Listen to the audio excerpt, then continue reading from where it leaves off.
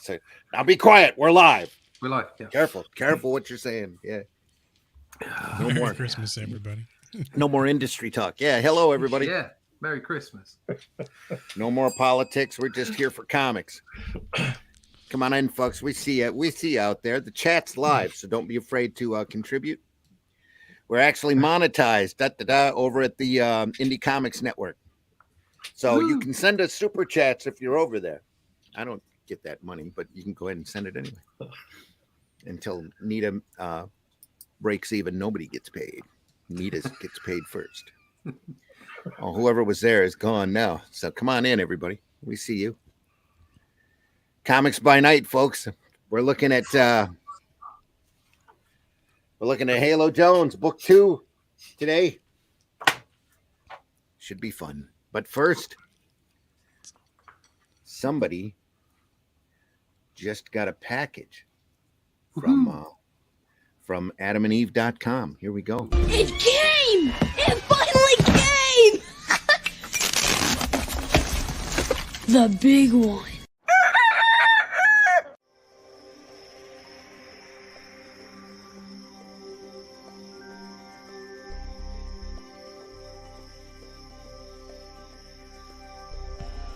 What was that? This is not a charade. We need total concentration. Now, once again, this time, with theory. Let's talk about buttered sausage. Talk about buttered sausage. Joke's on you, bitch. I love this shit.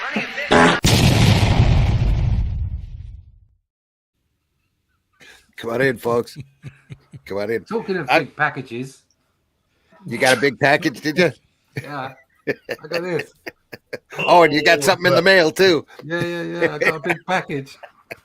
Check it out. It's gorgeous. That's a great book. That is a great book. Yeah. Is that all Esquire? Yeah. Pretty much all of it, yeah. I'm just flicking through. I think at the end there are some other artists. I think that's book 2. Book 2's got a few Book extra. 2 has got Ian Gibson in it, apparently. Yeah. Yeah, there is that Ewins? You can see in the front they've got a list. This isn't Esquire. Brett Ewings, no. At the end. But it's just a couple of oh God, I don't like that one. Did Ian Gibson draw some of that stuff as well? In issue 2 or in book 2, his name is on the cover, so I presume he did. Yes. Right. Yeah. I'll have to check. But those Rebellion books, those collections are phenomenal. Yeah. I just love them. Gorgeous. I got the first 10. I got the first 10 Dreads, and I know there's 25 case files for Judge Dredd that they've got. Oh yeah, there's loads. Just thick. There are just tons of frogs in it. Art is B. McCarthy. Ben McCarthy. Yeah, and this is actually from a Star-Lord. So maybe it's a Star-Lord annual. Real early. Yeah, probably. Yeah, yep. It's probably a Star-Lord annual. How much is it such a back? 25 quid. Second hand. Wow. Previously loved. Doesn't matter. We just need it for reading copies anyway. Yeah. Yeah. I mean, it's like they got them off of most of their bigger brands. Yeah. There's Robo Hunter book 1. We had, and it's beautifully thick right there. Yeah. This is all Ian Gibson, I think, and I think he's the sole artist in this. It's like I bought a whole bunch of. Jose Luis Ferrer is also credited in this. So I bought a whole bunch of Conan mags. There you go. Yeah. Really cheap. I bought a bundle of them, and they're great to flick through because they're like big format. But I also got that as well, which is absolutely gorgeous. Dark Horse did those too. That's got like 12 or 15 Savage Swords in it. Yeah, I mean, I got the second one because it was mostly Buscema. Yeah. And Alcala, and I just wanted to look, just to soak it up, as it were. All of those books too. They've got a Solomon Kane one out like that, and they probably have a Cull one as well. Yeah, all of the Solomon Kane material is just phenomenal. I love the Solomon Kane one. Yeah, such a variety of people too. I wanted to ask you a question. Did John Romita ever ink John Buscema? I'm sure he did somewhere. I think he must have done at some point. Just don't. Will it have been Fantastic Four, maybe, or Thor, something like that? It wouldn't surprise me. Somewhere down the line, he did. It wasn't Fantastic Four because his run on Fantastic Four was all Sinnott, I think. Right. Oh yeah. Because it was Romita. That guy who died. What's he called? The guy who died. That really good inker. There's been a couple of them. Yeah, he was very young. Very young. Mm. Big guy. Anyway, and then it was John Buscema after about 3 or 4 months, wasn't it, on the Fantastic Four with Joe Sinnott. They brought Joe Sinnott back to make it look like Jack Kirby, really, didn't they? Yeah. Anyway, folks, I'm your host, Randy Zimmerman. I've been doing comics since the middle 80s, a lot of alternative and independent comics. Since the Middle Ages. Did I say the Middle Ages? No, you said the Middle 80s. The Middle Ages is what we're doing. Might as well have been the Middle Ages. Sometimes it feels that way. But yeah, a lot of alternative and independent comics, freelance, retailed for a decade. Done just about everything in this industry that you can imagine outside of distribution, which I can probably go for hours about how lousy that system is. But that's not what we're here for. We're here to talk comics. So along with me today is Mr. Glenn Fleming. Glenn, introduce yourself. Yeah, hi there. I'm Glenn Fleming. I'm a writer and artist and publisher. I've been working in this along allied businesses with this for 40 odd years in graphics, photography, copywriting, book writing, all kind of things. I'm an author of 11 books, which are all on Amazon. And I just like drawing comics, and I'm working on some really good stuff at the moment, and can't wait for the new year to get see it out there. Great. Also joining us is Russ Leach. Russ, introduce yourself. Oh, sorry, I thought I got something then. Hi, my name's Russ Leach. I'm a comic book artist from the UK. Okay. Not quite a long career in design and graphics and publishing as our Glenn. But very close. Been around it a long time. Managed to get into comic book art in 2010. Since then, worked on things like Doctor Who. Had a stint on Batman. Done some various Marvel stuff and stuff for Warner Brothers as well. Ben 10. So and lots of indie comics in between. And currently my own indie comic, Only Death Can Save Us, book 3 out next year, and the passion project of the moment is Cull, the Shadow Kingdom, which we're doing with Arrow, Randy and myself for Arrow early next year. So that's me in a nutshell. Sweet.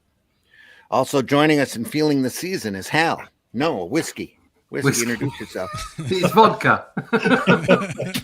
Hey everybody, I'm Whiskey. I'm the lead for Bandit and Ricochet. It's our studio. We do 3D modeling, action figures, miniatures, all that kind of stuff. We have a tabletop game in development called Banner, Steed, and Lance, and at the same time we're creating a comic book that I'm writing called Driftwood, set in the same universe, story about necromancers. You can find me at on the old X there, just at the bottom there at Bandit and Ricochet. Just put this thing into Google there, and something will come up, and it's most likely me. Cool. Change my name here. I should probably go up and fix my Facebook. Now that I'm thinking about it, fix my face in general. Here we are. And today we're looking at Halo Jones, book 2.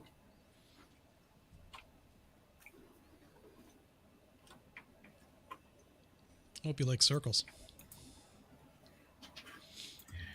Not a whole lot of hoops in this one. No. She's past the hoops and she's out into space. So out into space. Yep. If you're passing hoops, you haven't chewed. Ouch. Anyway. And yes, we are public over there now. Blast you, Facebook. All right. Halo Jones, book 2. Come on in, folks. We see you out there. Chat's open. Super chats are available if you're on YouTube, Indie Comics Network. We're always open for tipping. So it's like cows. Anyway. I don't recommend that as a sport. No.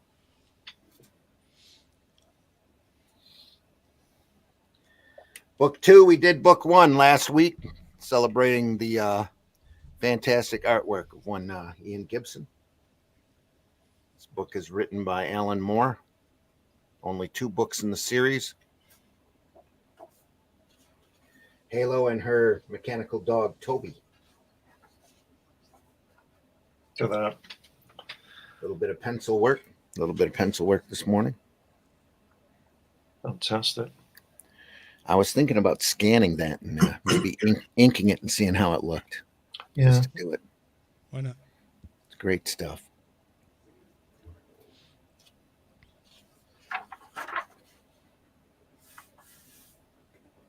It's from Prague number 406.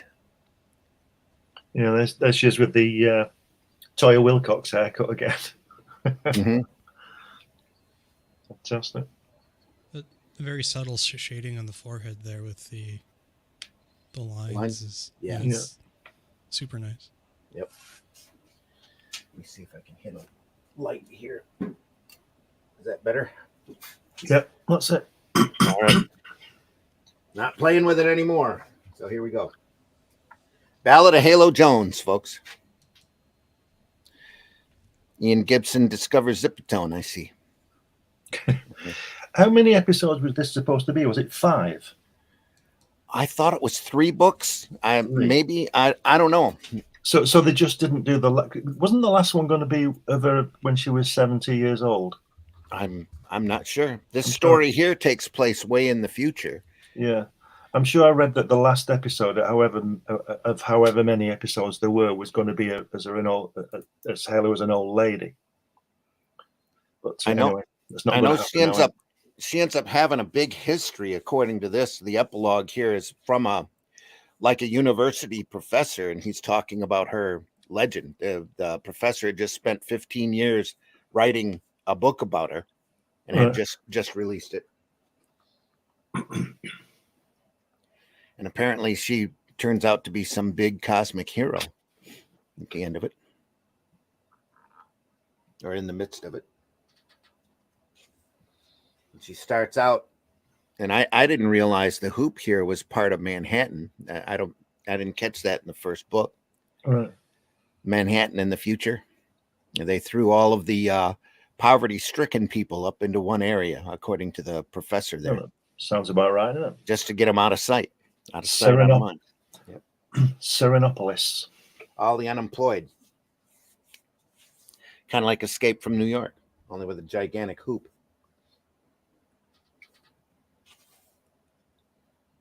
Wow. Again, just some great stuff, and some Kirby Crackle going on there. Yeah. You're starting to see him use a little bit of Zipatone here to break up the add some gray tones. Yeah, break up the black and white. Might actually have saved him a little time. I'm not sure. There's some really delicate cross hatching coming up. That's just phenomenal. Wow. And like not quite as phenomenal as the haircuts. Yeah. And like back here, we had this great stipple effect. This is all brush, dry, splatter technique. Yeah. Here. Just great. Again, a little Zipatone right here.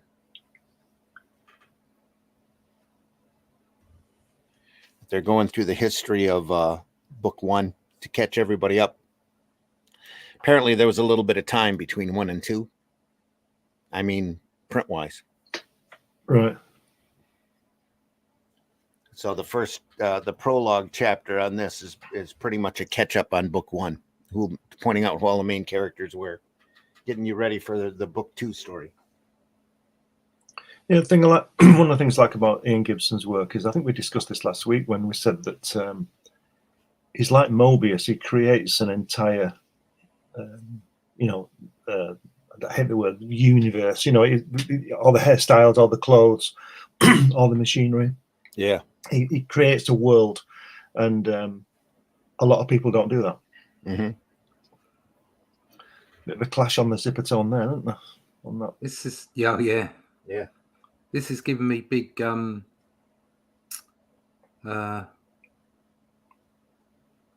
bouts of depression. Yeah. Vibes. Thor. Fantastic Four. What's his name? Ragnarok. Right. Simonson. Simonson. Yeah, sorry. Yes. It given me massive Simonson vibes. Yeah. It's not to say that either of them were even looking at each other. I'm not suggesting that. I'm just saying there's a similarity to the way Yeah. that they draw their lines, the way that they compose. Yeah. They might have had similar influences. Mm. Those are interesting perspective shots as they go through the tunnel. Here, you mean? Yeah, those two panels on that one you just want, and the other one, the other page. Again, it's a university professor talking to his class. They're all in little bubbles.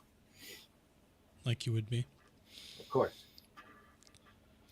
Little zipatone here to knock that, pop that out. A bit of zip here. Not too long ago, we looked at the shadow stuff in the tunnels and that one, Mm-hmm. and just looking at the differences in the perspective views and how they're done is interesting.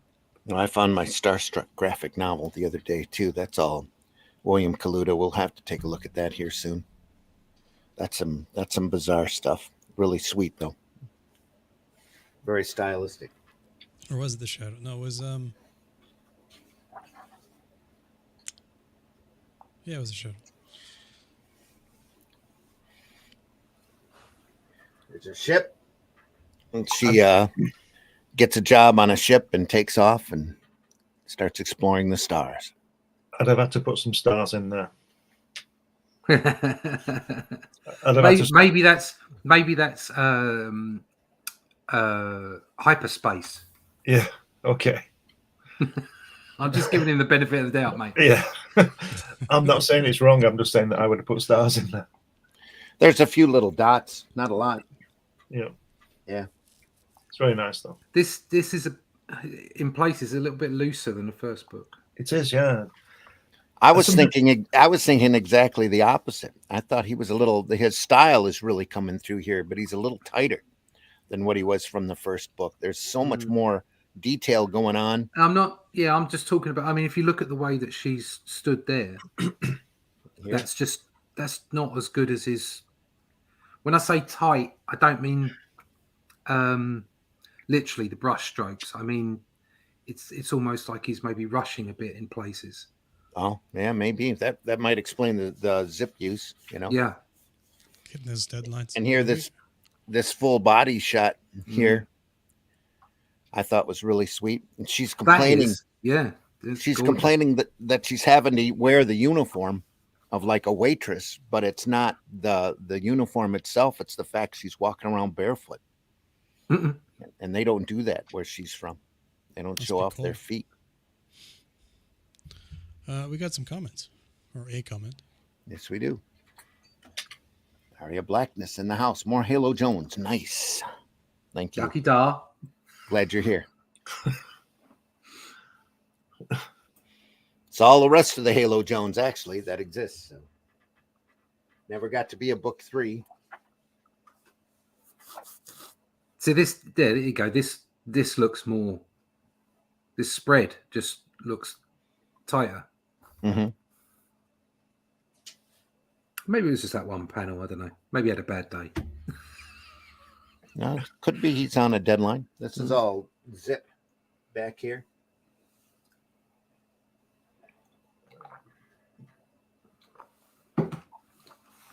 So the navigator's a dolphin. She's talking to it. Yeah. Talking back and forth. I don't think this is as good as book 1. It's it almost, to me, it almost looks like it's not Ian Gibson. It doesn't seem as. I know what you mean. Yeah. It's probably a little farther along in his career, though. So yeah. Maybe it. Sorry. It's not. I'm going to say it's still good, but it's not as good as the first book. I don't think. Okay. Maybe it is speed. Maybe it is. Yeah. You know. Yeah. Her hair. A lot of nice little thin line work here. Might not pick up on camera. There's a lot of silhouette, little tiny lines in here.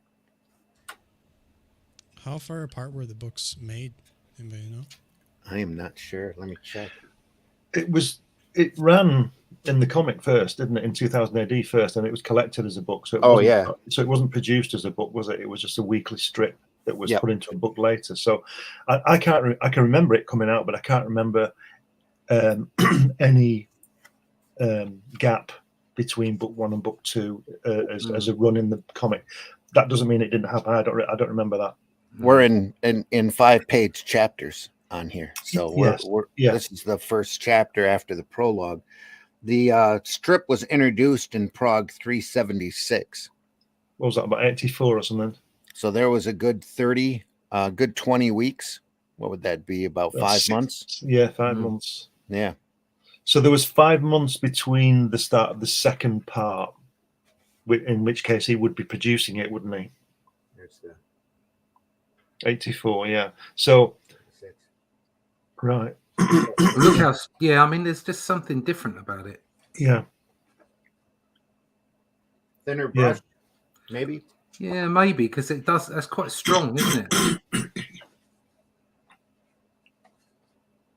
That looks more like the cover. That looks more like what you just showed. It's a stronger. February of 85. Yeah. Yeah, maybe it's just a deadline. Maybe he's just not got quite as much time. He was probably doing Judge Dredd as well occasionally. Yeah. I mean, once he'd done that, I mean, I'm sure they wanted him to do more. So he probably had a ton of jobs in between. Yeah. Just whatever else he was doing for somebody else. I don't know. Mm-hmm. A little bit of everything for everybody. Yep.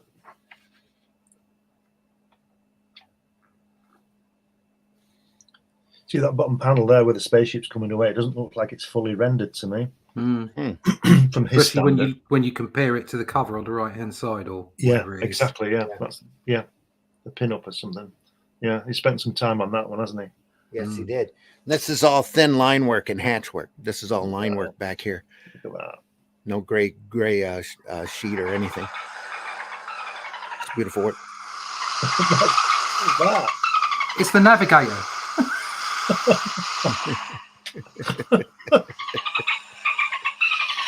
Telling them where to go. It sounds like the birds. It's Flipper. It's Flipper.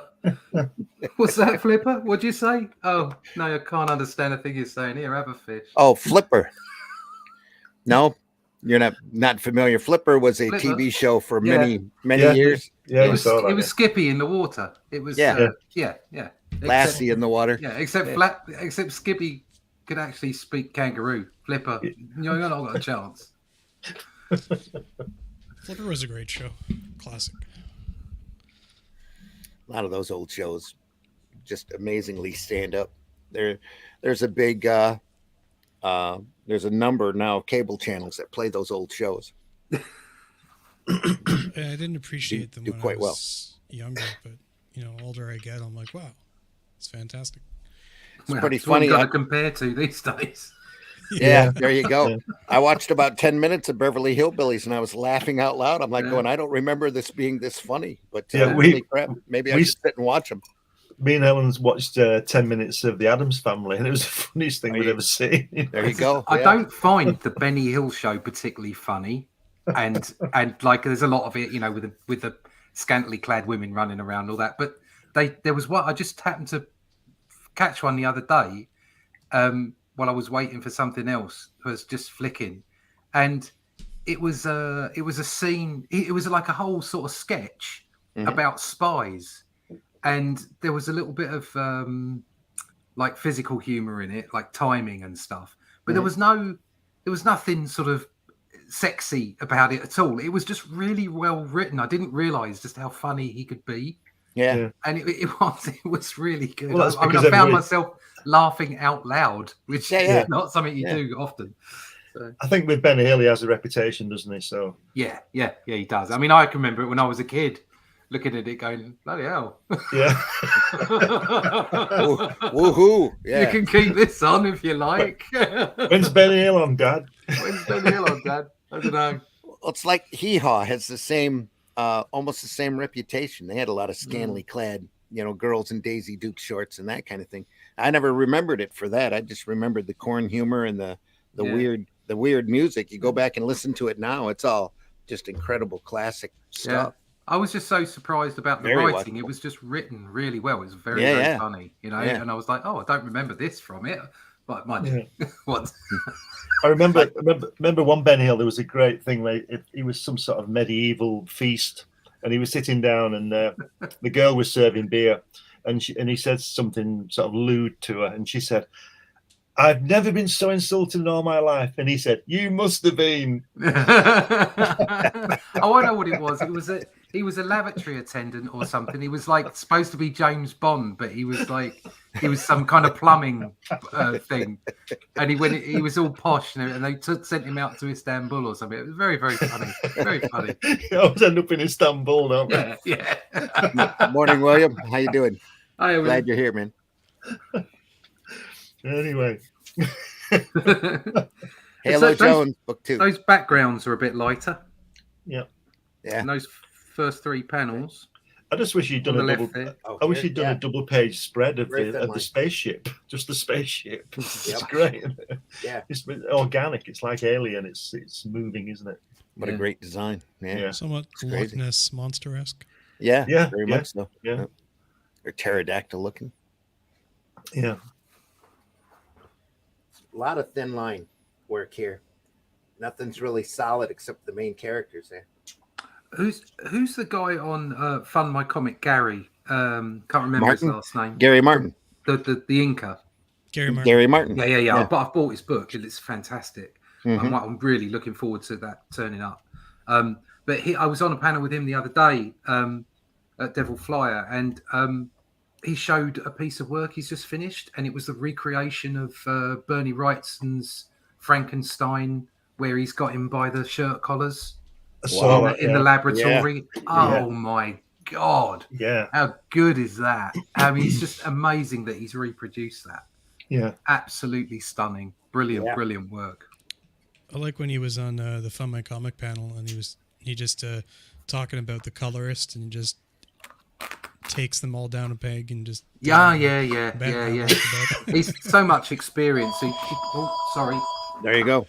Yep. Sorry, caller. I'll be back in a minute.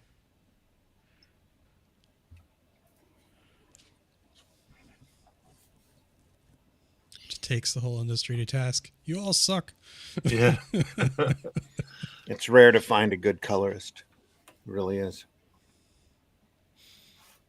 Especially now because there's so many ways to cheat.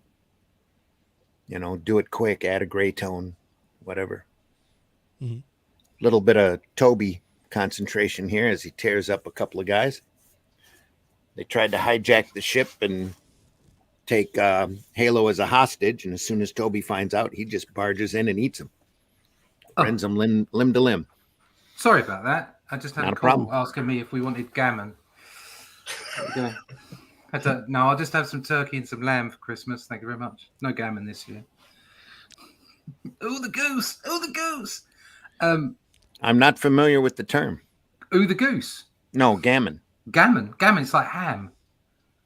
Never heard of it. Like You've a never heard ham, of gammon. Like a ham. No. like a ham steak type of Ham thing. steak. Yeah, gammon. Interesting.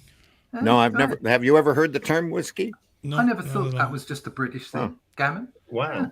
There you go. It's We probably have a different name for it. I mean, Yeah. Yeah. I you believe were- Trump voters and Brexit voters are called gammon. All right. Oh well, that's me done then. Oh, those are Anyway. MAGAs over here. Yeah, Mega gammon. Anyway, gammon. That's back to- definitely a word I've never run across before. No, okay. What's Do the funny goose, is do the that goose. IKEA is over here because I live near one. They're advertising instead of like turkey for the holidays, you can get like a giant Swedish meatball the size of a turkey. How about sod off back to Sweden? There you go. There you go. Sawed off Yeah. back to I like the Sweden through a Swedes. giant- I really do. And I like meatballs. I like Swedish meatballs. I'm not keen on IKEA. I'll be honest. A meatball that takes you 3 days to put together.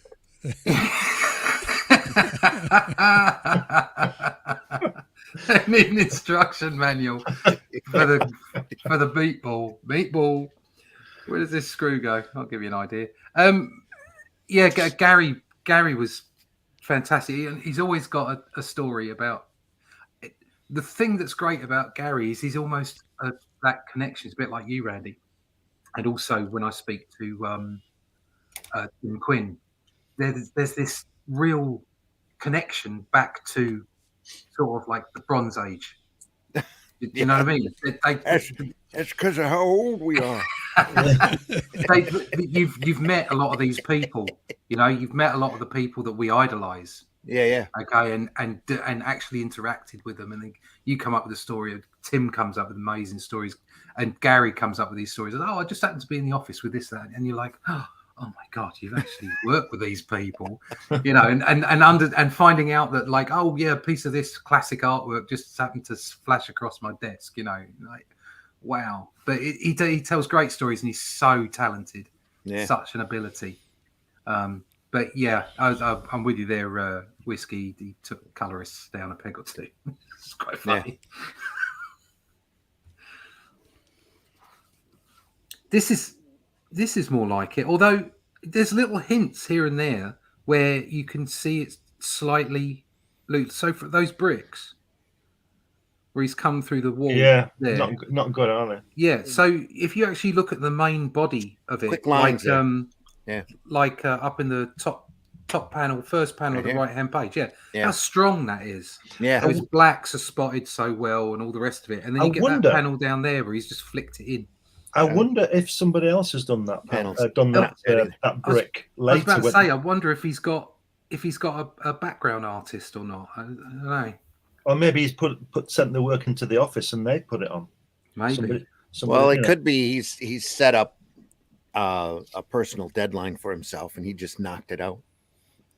The line work here is pretty bad. It's pretty loose. That's why I say maybe he gets to a point where he's done all the important stuff and he's like, right, I've only got an hour left on this page. Well, I'm just going to flick in these backgrounds. You know Don Lawrence, who drew Trigon Empire. Yeah. Apart from other things. When he got his script for the Trigon Empire, it'd be sort of 3 pages, full color paintings, you know.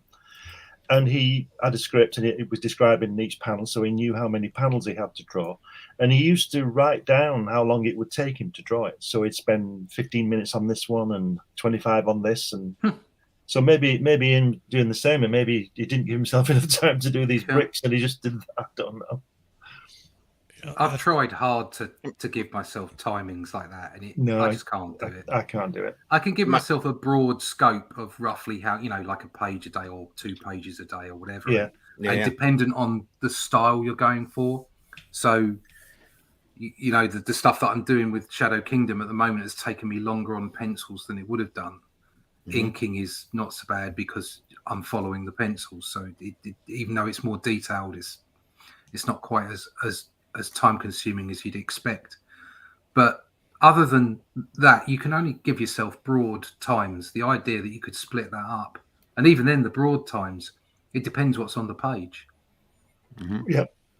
So I think I figured it out. The quality of work reflects how annoyed at Maury is. Okay. Maybe. I was going to say he might have taken all of his time drawing these 2 panels. Yeah, I mean, look at that. It's a lovely panel, isn't it? Knock them out. Yeah.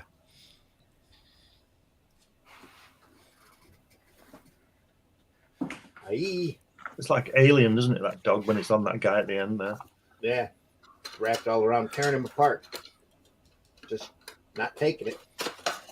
I'm not taking it anymore. How about the lettering? Is the lettering dropped in quality at all? There is a credit here for a letterer. Isn't it Steve? On all the progs. Isn't it Steve Potter?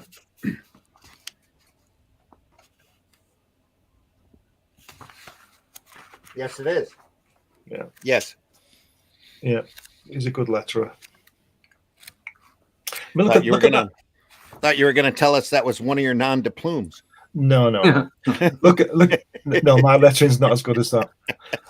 Look at them bursting through the door there. The doors don't seem fully rendered, do they? No. Spent a lot of time on the figures, and then done a solid black ceiling.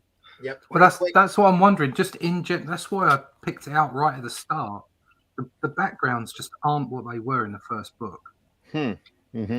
Not everywhere, just in a few places. So And then if you look at the panel on the top right there, the right hand page, and the bottom left, you can see how it's finished. Really, it's not finished. That's always curious about the quality of the lettering, to see if it improved from the start or the first book to the second, to see if they were really tight in their deadlines. Because that would be 2 points of evidence, right? They hired them a letterer, is what it is. But the letterers aren't going to have the same kind of deadlines that the artists are.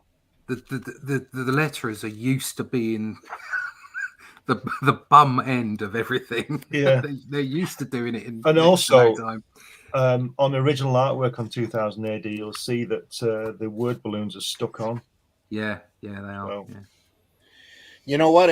Looking back at the first book, it wouldn't surprise me if he changed his inking materials. Yeah, look at it. Look how much more there is to it. Look how thicker it is. Yeah. I think it's a deadline thing. Yeah, I agree. I think and he's just not got time to do the backgrounds that he'd like. No. But all the figures are done well. Yeah, so that's what I say. I think he's gone through. I mean, obviously he's penciled it, knowing exactly what he wants in there. He's gone through and focused, made sure that all the figures are nice. Yeah. And then he's gone back, and whatever time he's got, he's flicking in the backgrounds, or he's got someone else doing the backgrounds. But by looking at the lines, I reckon he's done them, and he's just done them quick. Yeah. There is a lot more, spotted technique instead of actually drawn walls, And that makes me wonder if the brushes that he was using were on order, just couldn't get them in time. I think he might have found a couple of nibs that he liked, maybe brush pens that he liked using better. Yeah. And he converted over to those, because you can definitely see a difference in the inking. Definitely mild, like the quality is just miles apart. Which is weird, because this is a later book. Yeah. I think he's doing Judge Dredd on the other drawing board. Yeah, I think he's probably doing all sorts of stuff. Yeah. He's got himself down to a limit. Yeah. I'll tell you what I would have liked to have seen, the painted covers that he does. I'd love to have seen it in full color, painted by him. That would have been something. I think the only painted cover of his I've seen was the Garth illustration he did for that collection. Yeah.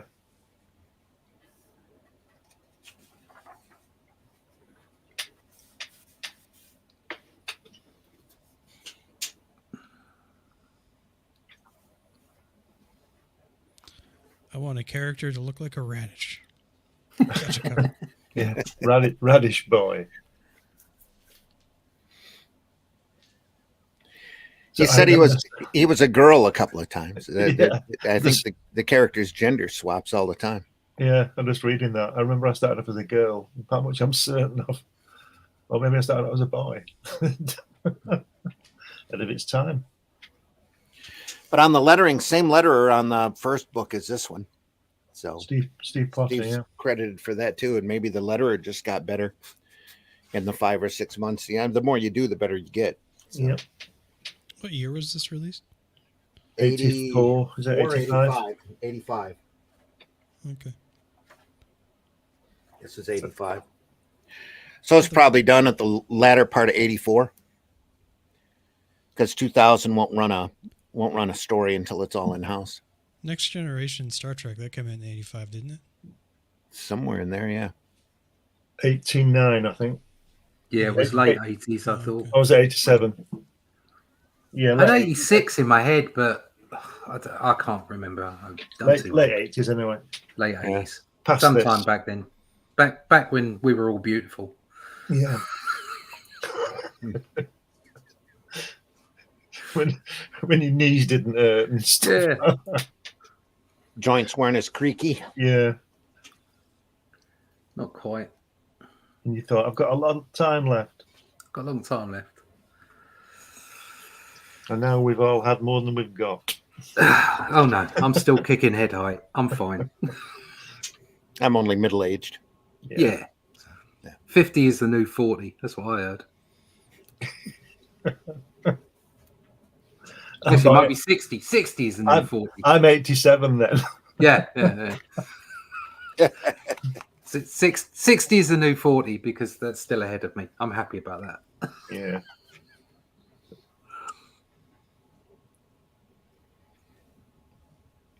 Yeah, it's very that canteen at the top there, whatever. Oh, it's not the checkout, not the canteen, the checkout on the other side. Yeah. It's very. No, he's not spotting his blacks, is he?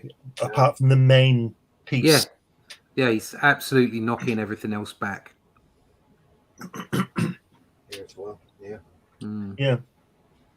There's got to be time, isn't it? Yeah, that top right panel just isn't finished, is it? No. On the right hand page. Yeah, it appears he's got it all blocked in, all penciled in. Just outlined, yeah. Yeah. That's a shame. Of course, they're on a sterile, clean spaceship too, luxury liner. Yeah. Maybe that's why there wasn't extra books. No, that was a different reason. Yeah, that IPC, the guys who had 2000 AD switched the creators' rights, from what I understand, to being a co-ownership to a sole ownership, and Moore didn't want to do it. Yeah, ain't that always the way? Yep. Usually, yeah. But that's right as they started losing a lot of their quality too, dropped straight through the floor. I sort of admire Alan Moore's integrity on all these stances on these copyright things, but I wouldn't say he was wrong, but I think he's prevented himself from doing a lot of work. I don't know. It's a personal thing, I suppose. It's up to him, isn't it? I think he got to a point though where he had said everything that he wanted to say, because I think his Tom Strong material is pretty domestic compared to a lot of the other stuff he was doing. I've never seen that. Yeah. But if you think that he didn't finish Halo Jones, I can't imagine he'd said what he said in that. He didn't finish that. So. Mm-hmm. Yeah, I think if I was working with another creator as well, I'd be like, yeah, okay, I'm not going to sign up to anything new, that changes the way that I want to do business. But let's get this last part done because it's in both of us. Yeah. And take whatever you can out of it. Yeah, he's very principled. Yeah. Yeah. Very principled. And usually the principled artists like that get labeled as eccentric and loons. Yeah. They're just straight up difficult, aren't they? They're difficult. Yeah, just horrible to deal with. Yep. I mean, how dare they want a good piece of what they create? Yeah. How dare they? Difficult people. Well, the only answer to that is indie. Yeah. Now this page definitely looks knocked out to me. Like he did it in a hurry. All the solids there and just bump. I mean, look at her hairstyle. It's not. Yeah. This curly hair. She's got different hair anyway because she's dressed up as a waitress. Waitress. Yeah. We got another comment coming in there for Russ. David. Thanks for joining us, David. Gary Martin. What show? He's a great ink artist. Yeah. If you haven't seen the ink book collection that he's got over at fundmycomic.com, you need to go over there and take a look and buy in. Check it out. It's a beautiful, beautiful book. Beautiful artwork. Yeah. It's phenomenal. Russ, was it you that said you were on a panel with him, or was it? Yeah, I was on Devil Flyer. Is the name of the guy that does the show, and he just he had his 600th show. Yeah, Rex Christian. He asked me on. I think there were a couple other impressive people. Mike Barron was on there as well. So there was some serious people on there. Don't sell yourself short, my friend. It's an original book, yeah. Those two guys are what's he called on Star Trek's uncles? What's he called? Star Trek's uncles. What? Yeah. LeVar Burton's uncle. Yeah, they got Geordie's visors. Yeah. Yeah. Uncle Star. That's Uncle the Star, latest thing Uncle that Trek. Paramount will be bringing out. Star Trek's creepy uncles. Yeah. That's coming. Section 31. There we are. Yeah. Oh god. Just let it die. It's all gone, isn't it? It's all destroyed. Make new stuff. You can Well, they see can't he's either, gotten 'cause very he's gotten very mitered here. All of a sudden, it's like a lot of the magic is gone. Yeah. It's On this. stiff, isn't it? By comparison, well, not Yeah. stiff. It's just not as much movement by comparison. Mhm. It's yeah. His angles as well. They're all flat on. Yeah. Yeah. Yeah.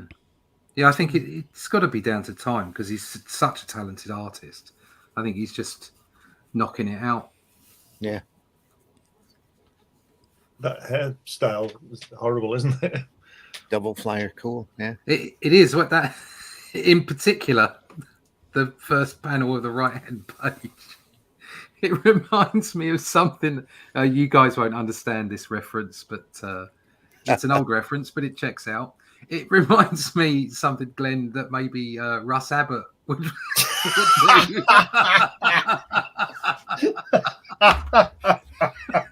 Maybe come on as a rockabilly or something. When he's doing the Scotsman. Oh, well, that's Yeah. Sorry, what was that? How is your Elvis. Elvis got Cooperman. That was what he used to do, wasn't it? Cooperman. Oh dear. Russ Abbott, what a star he was. Sorry for that short British interlude, everyone. Check it out, Russ Abbott. It's the funniest thing you've ever seen. Yeah, check out Cooperman and Blunder Woman or whatever it is. It's like that rather large lady that used to come on half dressed. Dear, oh dear. Yeah, anyway, yeah, Rats. bad haircut. Rats. Rats. Oh no, not rats. Rats. It's funny you were mentioning Scottish people just recently, not too probably like last night essentially. I had a terrifying nightmare about sentient zombies, and it was in this comic or record store. Sorry, right? And then I'm trying to escape the record store from the point of view, I guess. And then the record store owner is a Scottish guy, and he sells swords as well as records and some other stuff. And then he stabs me in the face while explaining the sword, proper sword use or proper sword function or whatever you want to call it. Mate, were you eating cheese before you went to bed? What's that all about? I have no idea. It was a terrifying nightmare, but proper sword care. He stabs me in the face. Turnip soup. That's what it was. It was tacos, actually. Oh. With or without cheese. That's what we There was cheese. Definitely cheese. Sorry, it's the beans. It's the beans. The beans. Yep. It's the beans. But the dream was really vivid, and honestly, it's the best comic story I've ever written. Look at that hand in that center panel there above that rat. See that? Type it in. No, on the page. The hand. I am Rat King. 5 joined as 1. Which hand? Where? What one? Right hand page, center panel. Center panel. Top. Oh, right. Okay, yeah. Yeah, nice shadow. That's a nice hand.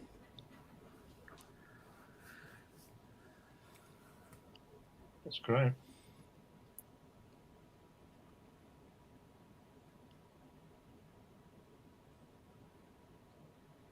One of we are dying must replace or not will fall apart. One mind break into 5 stupid minds. No more Rat King. So it's really good 80s computer as well, isn't it? With that keyboard. Yeah. Massive screen. Yeah. We're like 200 years in the future and we're still using CRTs. Your standard that's computer what, lettering there too. Yeah. Futuristic lettering. Mm-hmm. That's what Star Trek Next Generation did quite well, wasn't it? It was all the flat screen stuff. Yeah. Although now we kind of think it's probably just going to be floating in the air. We won't have screens at all, will we? Little holograms. Yeah, give it another 20 Holographics, years yeah. and you'll be doing what was that one? Sitting here and hitting buttons. That film with Tom Cruise in. Yeah, Minority Report. Minority Report. Yeah, they'll give it another. I mean, as Swipe it. far as I'm aware, there are interfaces like that already Yeah. being used. Yep. So it's just a matter of how it becomes, commonplace. So. I'm looking at getting a new Mac, and it's about, I think it's 6 millimeters deep. Good Lord, what, the screen? Yeah, the whole thing is in the screen, as you know, because the one I'm using now is that kind. But what it did, it's great. But what it did, it took away, or it made you buy a new DVD burner, because in my other machine I use, my older one, the DVD burner is just in the side of it because it's a couple of inches thick. So they've taken that out now, so I've had to get a separate unit, you see. So they're very clever. Well, all Apple want to do is own your soul anyway. So yeah. And I'm still resisting going on cloud, but it's... I stopped using Macs when I started programming. Yeah. Because they were just an absolute nightmare. They were... I was... And just in case anybody out there is like, Macs are great for programming. Yeah. It's all great for programming. I was programming quite a while ago, and they weren't the greatest things to program on. They weren't as stable. It's probably not like that now. I haven't programmed in 13, 14 years.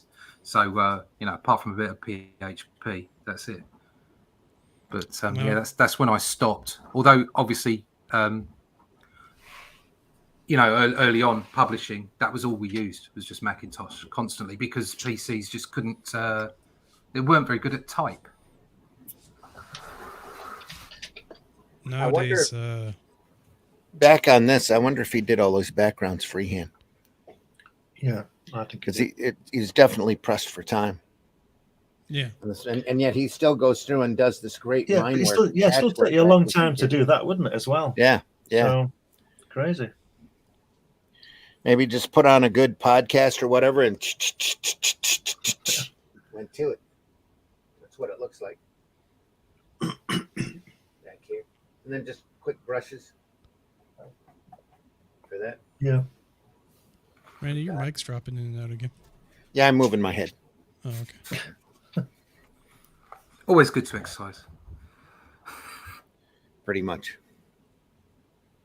Keep that head moving.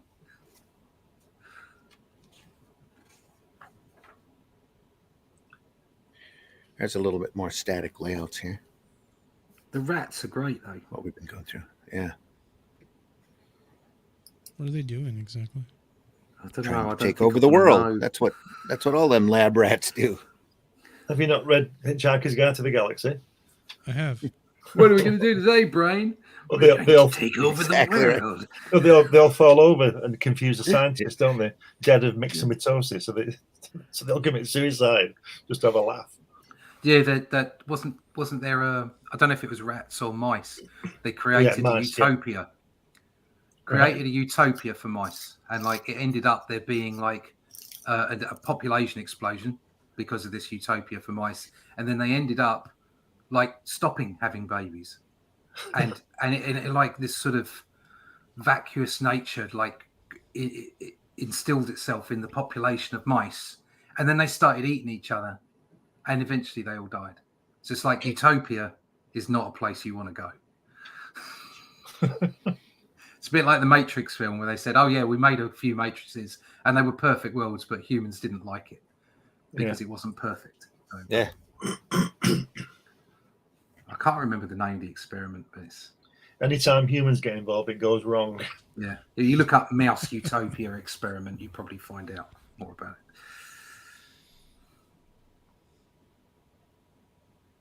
It's almost like struggle is a necessary element of life. Oh, almost, yes.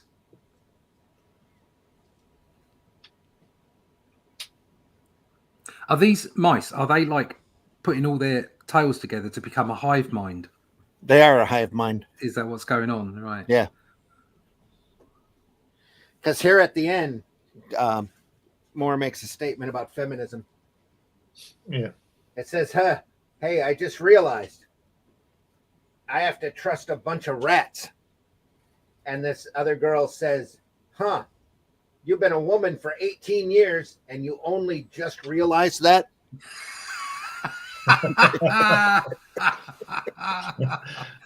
but men can't write women. That's what I heard. Oh, yeah. You dirty rat.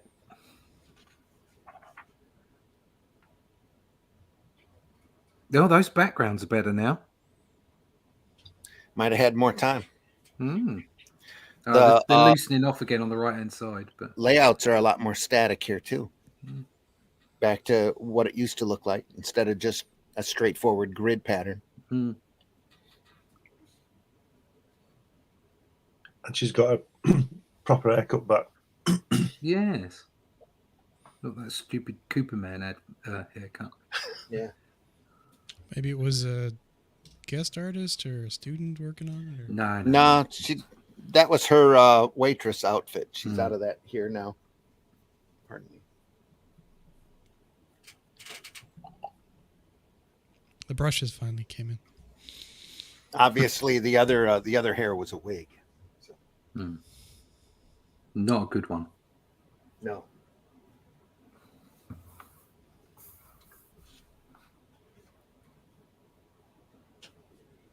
Again, a lot of varying line width to drop stuff. Yeah. Back here. Yeah, he's dropping in some spot blacks. But there's more. Yeah. More detail here too. Well, if you look at those, the backgrounds on the left-hand page are stronger. Yeah. Yeah.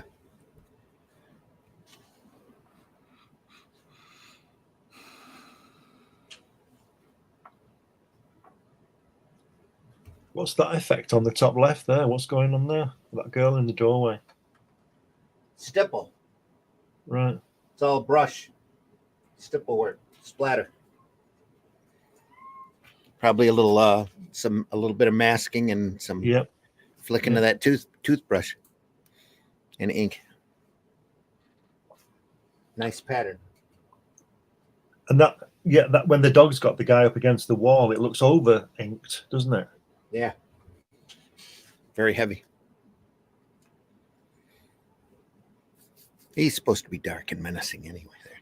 So that might have been his thinking.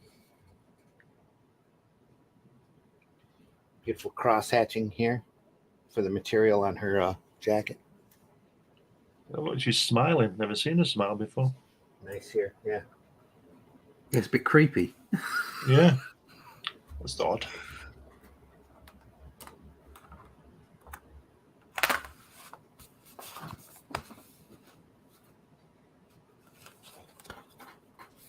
Almost Joker-esque in the smile there.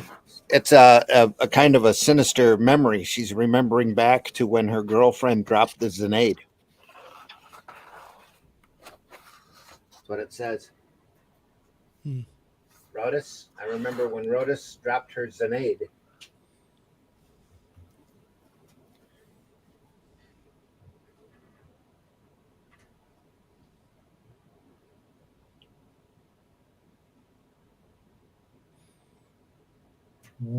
Is Toby going to reveal?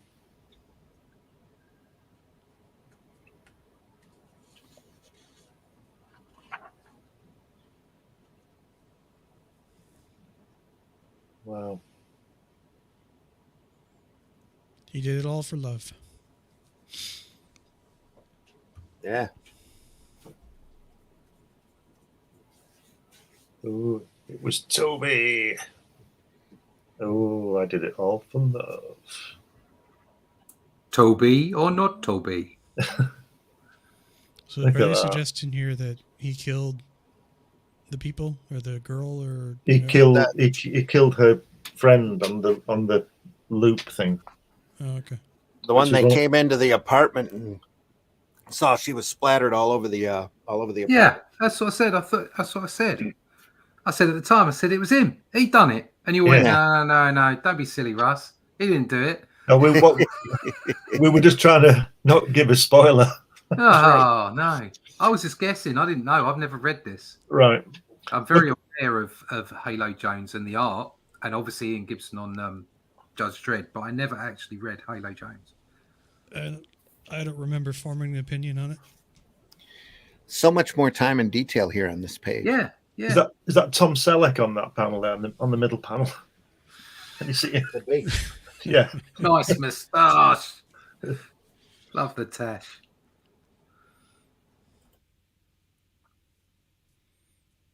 I did it all for love. Remember, this is the mid '80s, so we're just coming out of the porn stash era, into the days of AIDS. Yeah. Freddie Mercury and all that. I'm thinking about that funky guitar riff on the back of the Magnum PI music. Wicka wicka wank wank wicka wicka wicka wicka wicka wank. Brown chicken, brown cow.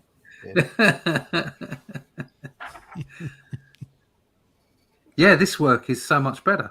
Yeah, it is. Look at that background, the right hand side, Yeah. middle panel. That one. Look at how much more work is rendering is put in the background there. Yeah. There's a whole bunch more in here. So Is it? Sorry, go ahead. Is the dog's in love with her, or is that what's the plot? No. I think she's freaking out because she figured out that he killed her. The dog's Her, the dog's just a homicidal maniac, Yeah. Oh, okay. but it's crazy. He's doing it for love. I'm killing you for love because I love you so much, and it's going after her now because she knows, or she's realised. So he's a fugitive now, isn't he? So he's got to carry on where he left off. It's like the Joker saying, "I'm just doing it for a laugh." Yeah, like that's right. he's off his nut. But he is, isn't he? But he's crazy. Yeah, he's completely off his nut. His wires are a bit crossed.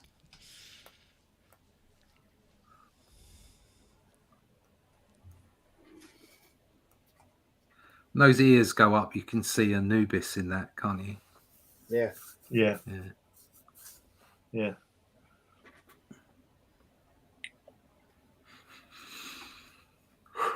Skrank. Puppy love.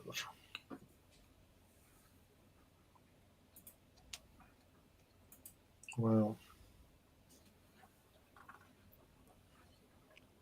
Does it ever indicate what drove him batty, or is they just don't mention it? He was just programmed that way. Yeah. Again, a big change from what we were looking at before. The best of the series for me is when she's in the army, which is the next one, isn't it? I don't think there is another next one, is there? Is she in the army at the end of this one? Did they do 3? They must have done because I've got one with her in the army. Yep.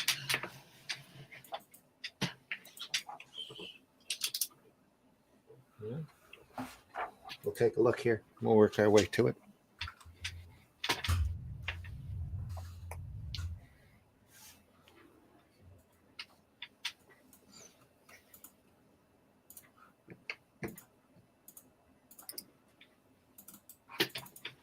Oh, I get it. That's why you came in here, right? Because it's too dark for me to see you and too noisy for me to hear you. Smart moves, girly. Really smart moves.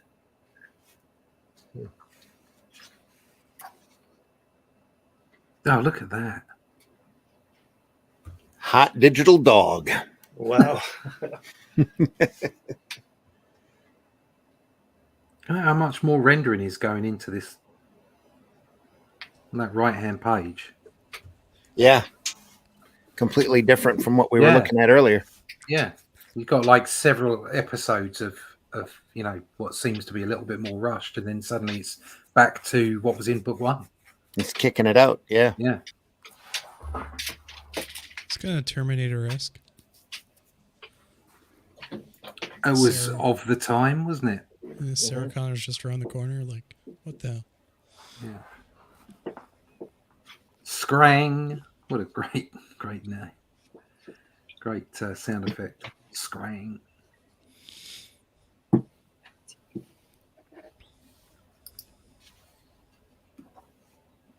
Oh, Look at that.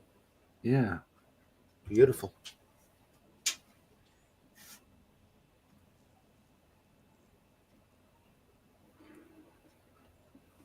Aua. What's that?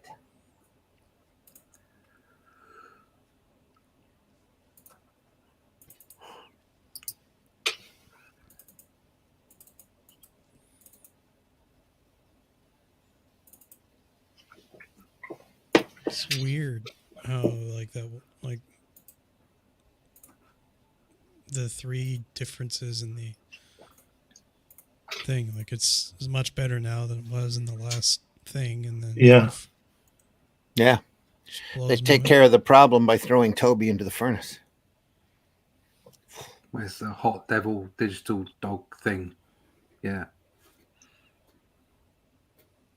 Turn the heat on full. It's the white button.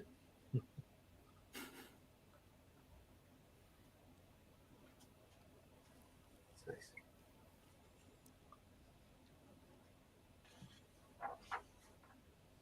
There he goes. Well, what an ending. Or what an end. Rah. Or did it get the kid? Is he deed as well? Oh, woodoo. Hello. He's like Alien, isn't he? He doesn't give up, does he? Nothing stops him. Oh, well, this is like Alien and Terminator, isn't it? It's Yeah. Yeah.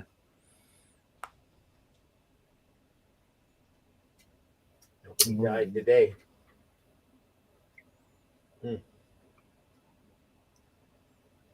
Oh, there's a hand. What's that hand there? Oh. Says nobody died today, and then there's that hand. That must be Yeah. there must be meaning in that. Is it not? Is that guy? That The guy radish there? head. The guy blowing up on the panel above? It's him. Oh, it's him. Right. Yeah, the radish head. Tip the Yeah, camera radish, like that. radish boy. Radish. That's what I was saying. Radish died. Yeah. Yeah. Oh, He asked if nobody he's died dead, today. and they said no, nobody died today. Oh, Yeah.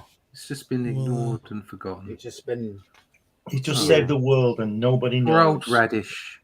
We'll call him Soho after. Oh, Taco she's and getting Soho's jiggy with the pickled bloody. We'll call him Crisp after that, I think. With the navigator. Yeah. She's getting jiggy with the navigator. Wasn't there a scientist that got struck off for wanking dolphins? No, there's a lady that like Just a marine saying. biologist. She married a dolphin, and then there was in the news, and then she's.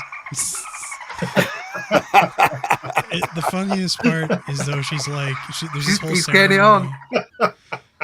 This whole ceremony where she's like, there's this pictures and she's marrying this dolphin, and like they describe the article and how the dolphin shows up with a couple of dolphin buddies, I guess, I don't know, and she's wearing a wedding dress and diving in the water, and then like in the lines, like her comments, she's like, "I'm so happy, I'm not a pervert." No, different story. I did hear that Mentally they were doing that to dolphins, and it was part of their experiment, and they got stuck on. I can't remember what the exact details were, but it was naughty dolphin activity. Gerald's in the house. Good morning, gentlemen. Perfect timing. Getting ready for work. I'm a government employee by day, and I'm an artist and self-published, and just self-published my first comic. Oh, well done, Gerald. Well done. Good for you, man. Yeah, that's hard work. Having a proper job, Great success, and then doing that on top. That's not easy. Not easy Hats at all. off. Hats Yeah. off. Good for you. What's this? He seems to have regained whatever it was he lost in the previous. He does. Yeah. I really think it's down to time, down to scheduling. Yeah. It's got to be, because it's not like he's come back in this issue, in the previous issue, he's come back to full strength. Yeah. So either he was ill or he was up against it. One or the other. Yeah. He's back from the grave. Yeah. And like you're saying, Glenn, he probably had Judge Dredd going at the same time or something. Yeah, and the other things that he was probably involved in. I can't imagine this was the only work he ever did on it. I bet he was working in advertising and stuff like that. Oh yeah, definitely, definitely. Just doing storyboards or whatever. I can imagine that. Gerald says, do you guys have the Devil Dinosaur Omnibus or individual issues to review? I think it's a killer work That's all done by Jack Kirby. I have a trade paperback of that. Oh, you do? Yeah, Ooh. we'll have to take a look at that. Yes, I would be interested in that. And And I another think- one I haven't had a chance to read. Have you never seen it? I've seen bits. I've not had a chance. Do you know what it's like? Yeah. How much is there out there to read and look at? It's just Yeah. one of those things that's passed me by, unfortunately. So much great stuff. I think the Devil Dinosaur run was only maybe 9 issues. 9 issues, yeah. Yeah. Well, that's perfect for an episode of Comics by Night. There we go. When you read them and you look at 2001 that he was doing, then became Machine Man, you can see that he's how can I put it? We should get back to this, but Kirby was always on the next thing. He can't seem to. I know he did 100 issues of the Fantastic Four, but look at the evolution of what happened. Yeah, look at the evolution of that magazine. But anyway, well, that's what we were chatting about that with Gary the other day, and we were all talking about Kirby and the fact that when he went to DC, what he really needed was he needed a team, and he wanted to have a team of people underneath him. He wanted to be like an editor, like coming up with, and that really is what he should have done, because it would have spawned a whole new world. He would have been able to just keep his ideas flowing, because that was what he was. He was an idea generator as well as a great stylist. Go on.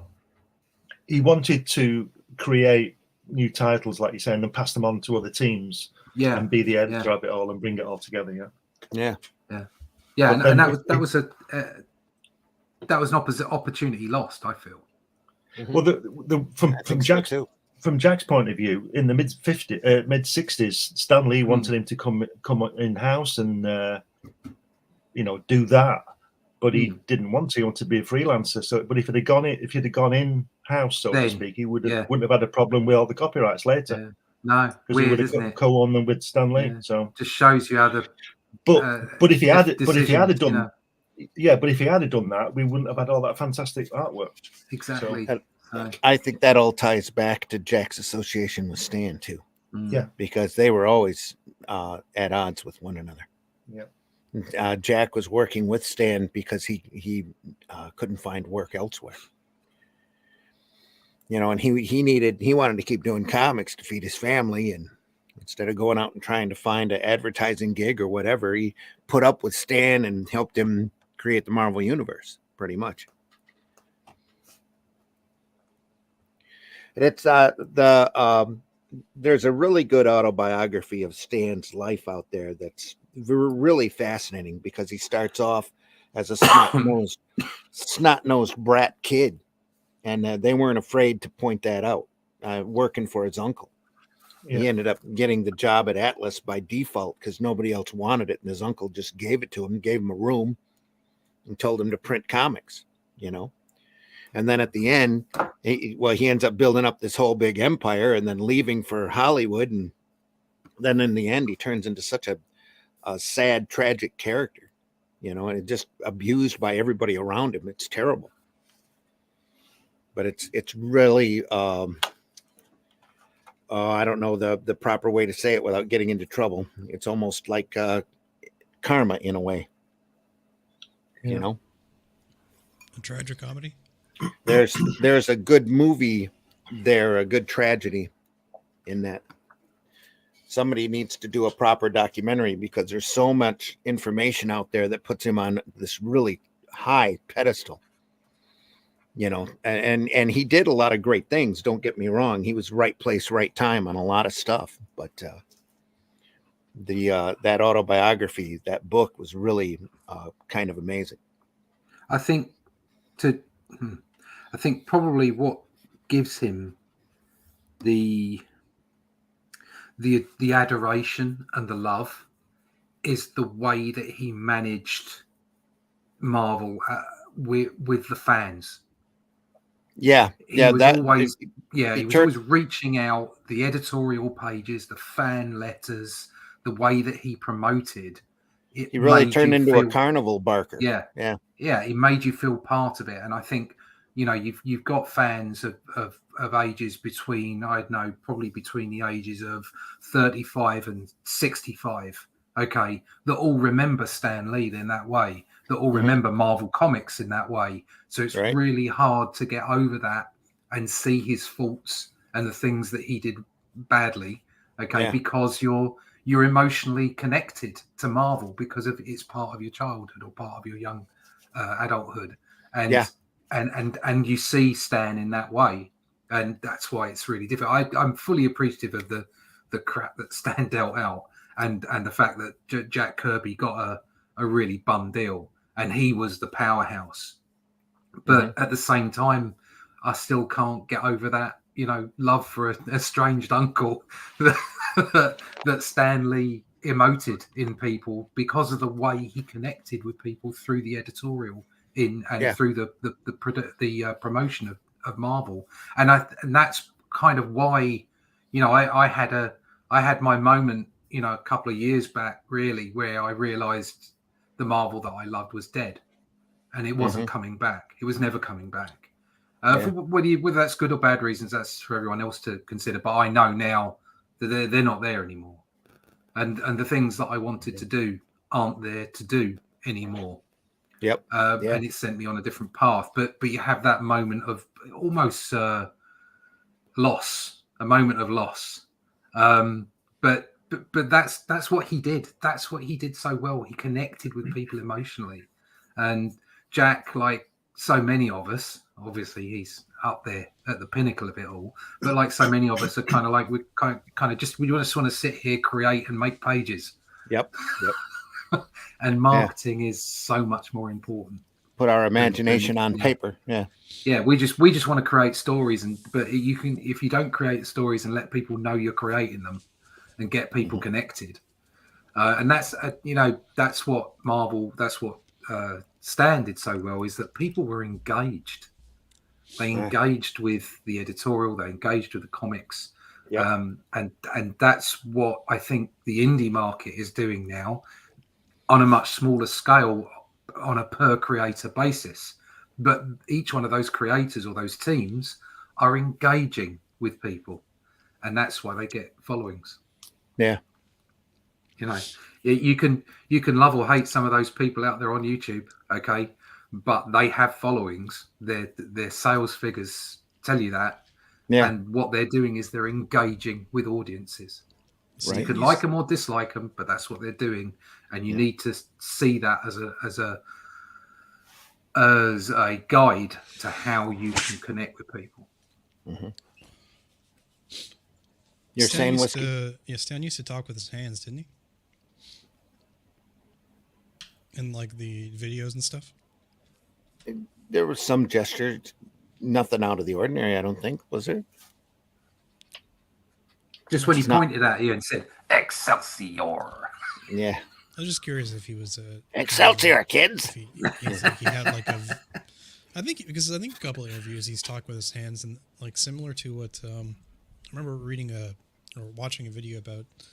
I think it was the video channel was called Charisma on Command. It talks about the psychology of, you know, like social relations or whatever, or social dynamics, and a lot of famous storytellers and stuff like that, actors that get people's attention, and the memories stick, right, is because they use their hands and then use specific cues and how they speak. And I think Stan Lee was kind of like that.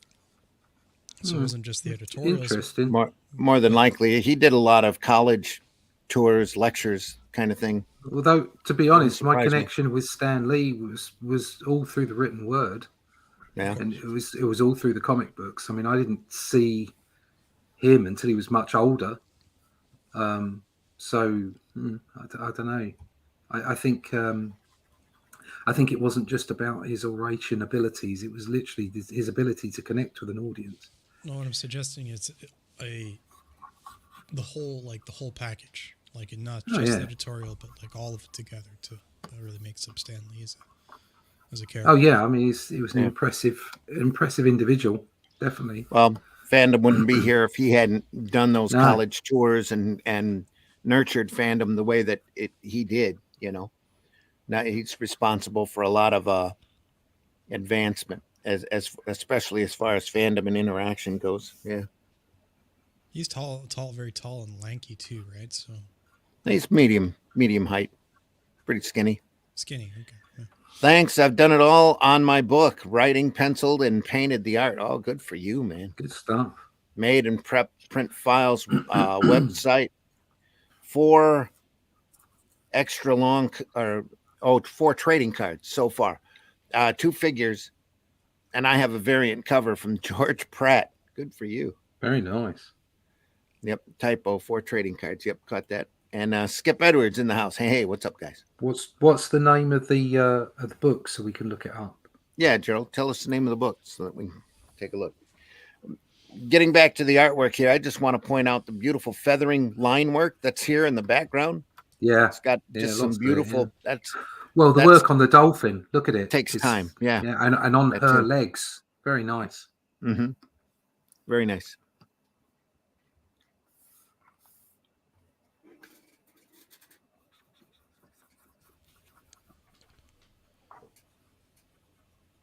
That poor dolphin. I don't think he's back on track again now, isn't he, with his artwork? Yeah, he is.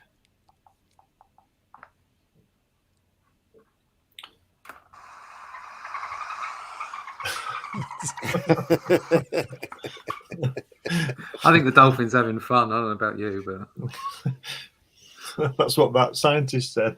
Yeah, the dolphins love it. Dolphins there, like cigarette in his fin. In his fin. You know, sometimes I feel like I'm being, abused, but being diverse. It's fun. Interracial. You got to try everything at least 3 times before you know whether you like it or not. There you go. And here in this panel, this background, that's a combination. It looks like he tried to do his feathering down, like he normally did, or he has done before, and he didn't like the way it looked, so he started using white paint going up in the other direction. See some white paint dots here, almost like a negative Kirby crackle going up. Yeah.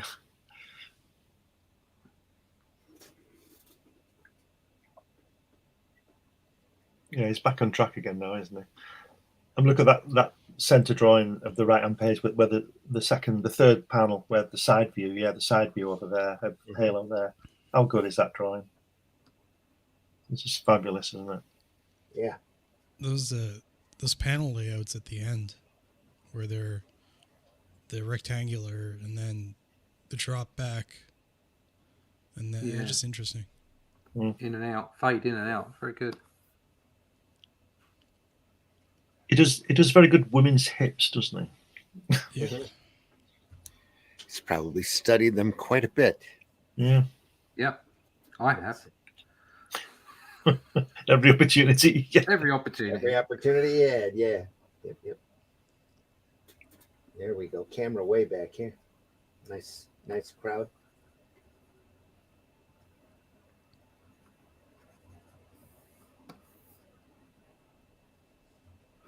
Ice cold on Charlemagne.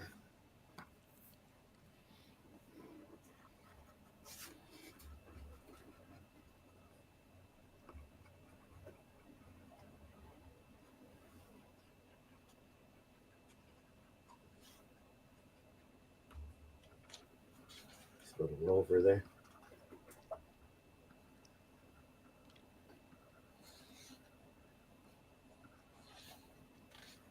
Be an unfortunate job.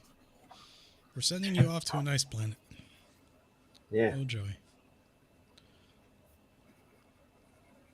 Hope you don't mind the cold. That's nice. I think the format of 2000 AD was a perfect one as well. It's almost square, isn't it? And the things you can do with the panels, which these artists, like Brian Bolland and Ian Gibson, Cam Kenny, they really use the space they've got, don't they? They don't just approach it as a space. They use the space. You understand what I mean? And I think that's a really good idea to do a square format like that. It's lovely. The only trouble with the square format is the size of artboard, because kind of restricted. If you're going to go 1.5 up to go to A3, then you're not using the whole of the page. So you're not drawing as large as you would say you were going for a 260 by 170 by 260 standard US format. Or even if you were doing a full A4. So if you're doing a full A4 magazine, you'd effectively be drawing 1.5 up, pretty close to, if you were doing it on A3. But if you make it square, then it proportionally doesn't. You're drawing slightly smaller, which is a bit of a pain in the ass. I can't say I've ever seen any originals from 2000 AD, especially from this period. I had some Cam Kennedy originals from this period. Oh, yeah. Yeah, and they were, I think it was Bristol board, I'm not sure, but they were a nice size. They were a decent size. What sort of size? With A3, A2? I think it was more of an imperial size, but it was a... Right. I don't know what it would be. If you put a ruler on that and just do a diagonal up through it, you'll get the proportion. It's probably about 1.5, I would have thought. It's it's all sort of roughly in that area. It's just because I was looking at possibly doing a square, because I was looking at the Savage Sword of Conan, and that's slightly squarer. Yeah. It's a 210 width, so the same width or just under the width of an A4. Yeah. But it's only like 180 or something, 190 down the side. So it's more landscape then. Yeah, where am I? Sorry, not 180, 290. Yeah, I'm gonna say, yeah. It's like 280 vertical, so y-axis 280. So it's just under 210. Right. By just under 218 by looks of it. So 218 by 210. So it's more or less square, isn't it? Yeah, it's much closer to square, but it's a really lovely format to do. But then I at the moment I'm looking at some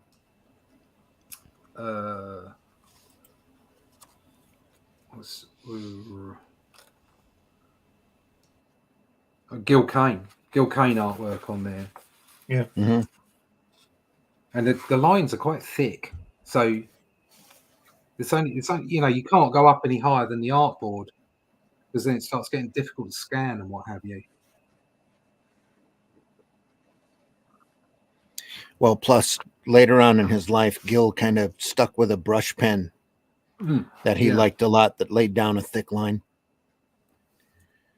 HR is in the house. Hello, folks. Hello, HR. This is Devil Dinosaur. It was Kirby's cartoon suggestion. It's sad it didn't happen. It's I'm not quite sure what that icon is. King. It's a crown. Okay, yeah. Oh, Royal. it's a crown. It's top. I don't know. Yep.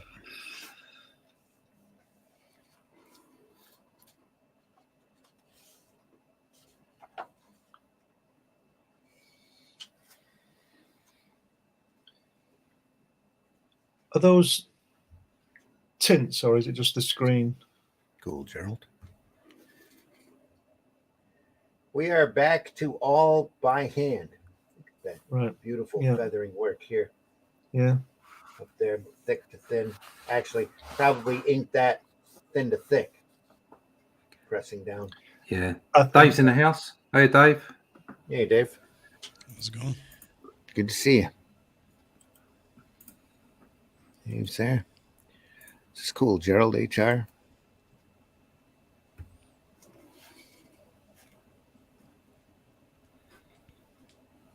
Yeah, play it again.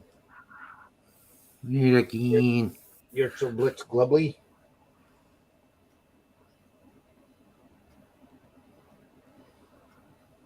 I heard what you said. I'm not coming back to the hoop.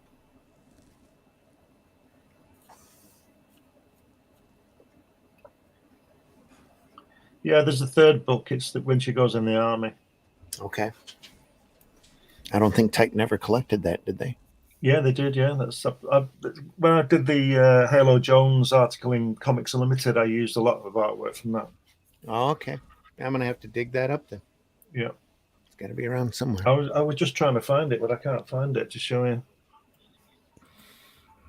What are those floating puffball things? They're floating puffballs. Floating puffballs. They have faces in them, or they have things, or just? I think it's plants? just. Is it just a plant or something? They're just plants, I think. Yeah.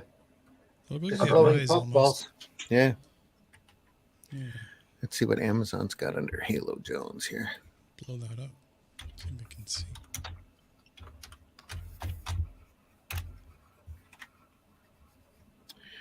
Ballad of Halo Jones, 39.32.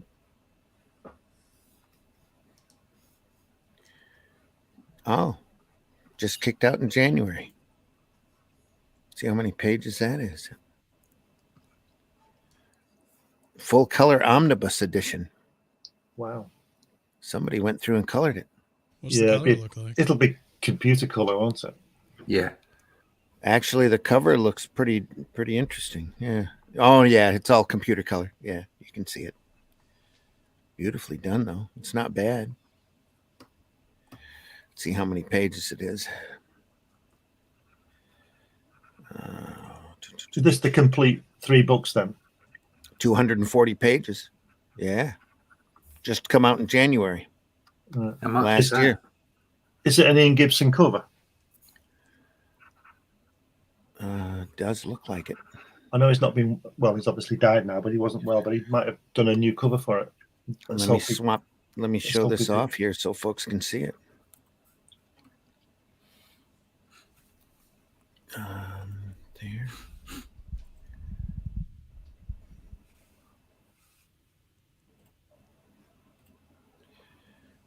Ballad of Halo Jones, full color omnibus edition. Wow. It shows I interior. think 240 pages in English, 2000 AD. I don't see a Hardcover, price 40 on it, though. bucks. Yeah. Oh yeah, there it is. Yep, hardcover, $40. Well worth the price of admission. Telling you. On the left-hand side there, it's got the interiors under rollover image. Yeah. We can blow that up.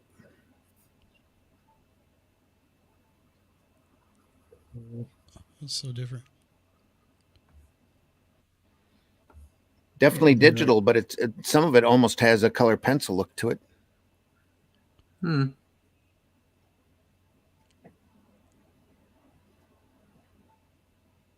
Not terrible. I've seen a lot worse coloring. You can do so much more with colouring nowadays, though, Yeah. can't you? I mean that Conan stuff at the moment, that's probably coloured digitally, and that looks like watercolour. I might have to get this book. That's not bad effect there.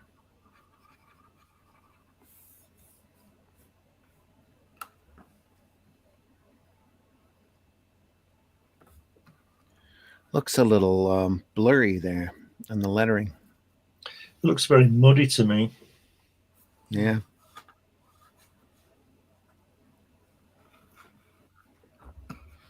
Like I said, I've seen a lot worse. Definitely loses something. Yeah. Like,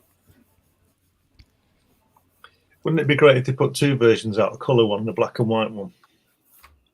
I know which I'd buy. Groundbreaking feminist heroine. Barbara Nocenzo must have done the coloring. Yeah.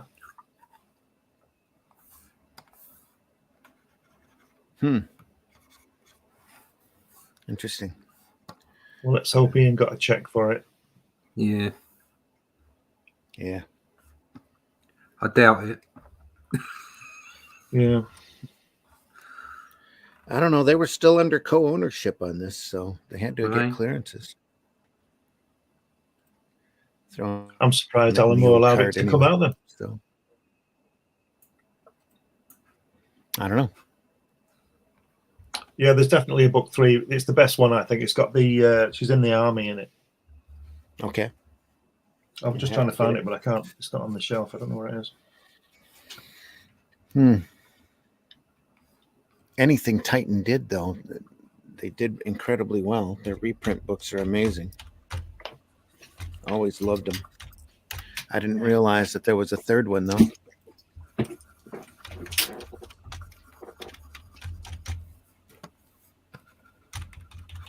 Did the camera die?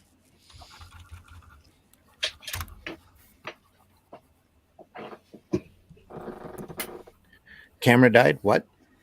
No, just it was very fuzzy. Ah. Then all I heard was tapping and banging, so it was like Oh, that's me tapping. Banging away. Ah! Banging away. Yep.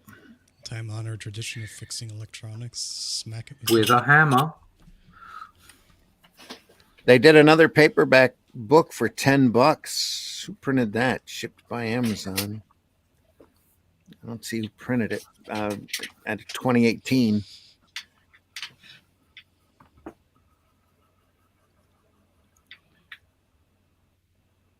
No, they only did 2, it looks like. Yep.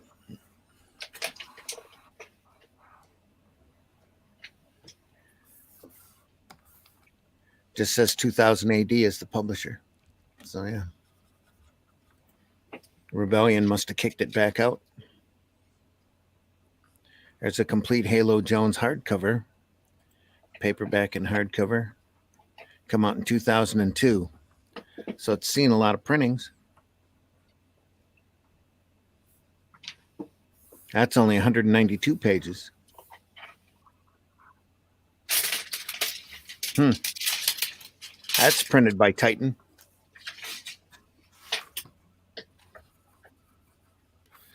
All right then.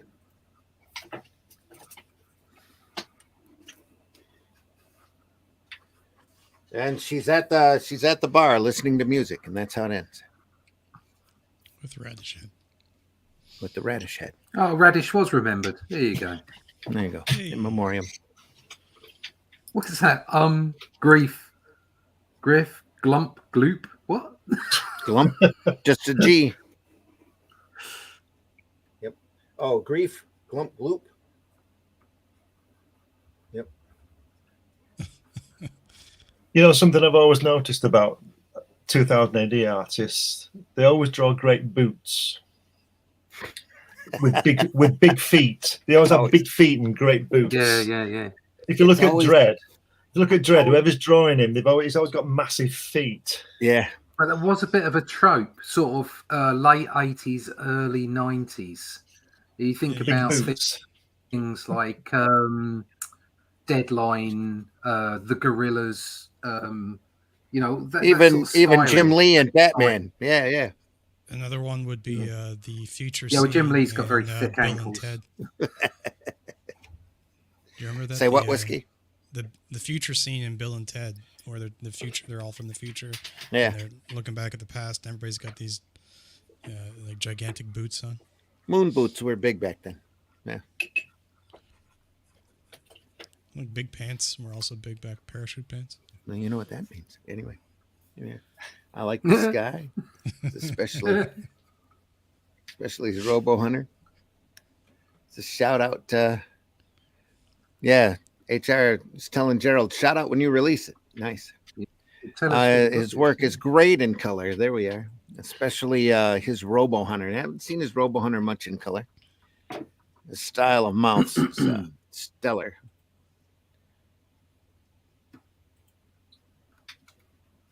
Thanks, guys. David says, yeah, you're welcome. Cool Towers houses. Vaughn Baudet boots. That's another guy we need to look at real soon.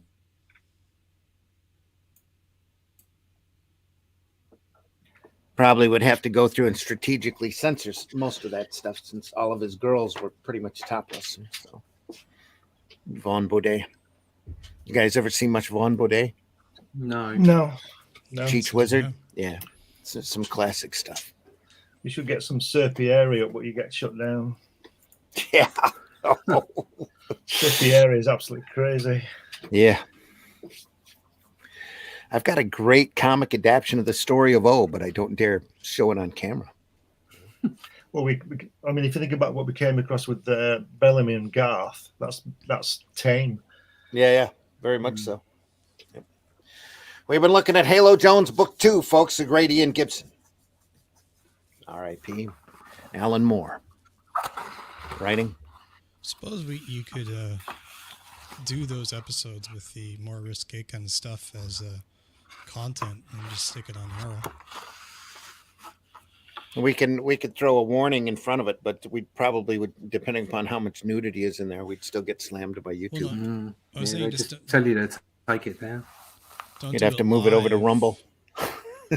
Yeah, or do it live. Sure. Or no, I mean, don't do it live. Just put it up on as a private content, and then put We'll the do it videos up live. in Arrow Yeah. as like the Arrow, backstage, whatever, right? HR asks, have you seen Dino Battaglia? Anybody? I don't. That doesn't Nope. ring a bell. No, sounds contagious though. Swear. Yeah. Yeah, sounds like one to miss. So much great stuff out there, folks. So much fun to see. So much greatness. So, and we got into Halo because of Ian's passing. So next week we'll probably get back up on Two-Fisted Tales again. Yeah, back to that. Yeah.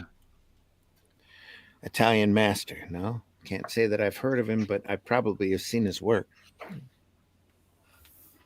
Do we have subscribers on this channel? Is that No. thing? Not yet. Well, there is on the YouTube channel. Yeah, there are people that you can hit the subscribe button. Recommend you do it if you haven't already, folks. Wherever you're at, Comic Book Black Belt YouTube channel, the Randy Zim YouTube channel, the Indie Comics Network YouTube channel, all have subscriptions available. Hit that like and love button.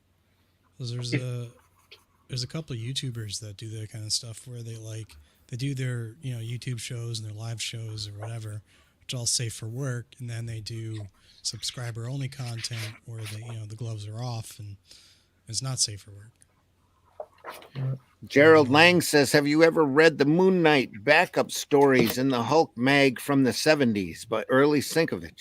My favorite is the story where Mark Spector goes after his brother, who is killing nurses. That was in the Rampaging Hulk, Gerald. Yeah, I've got most of those. Yeah.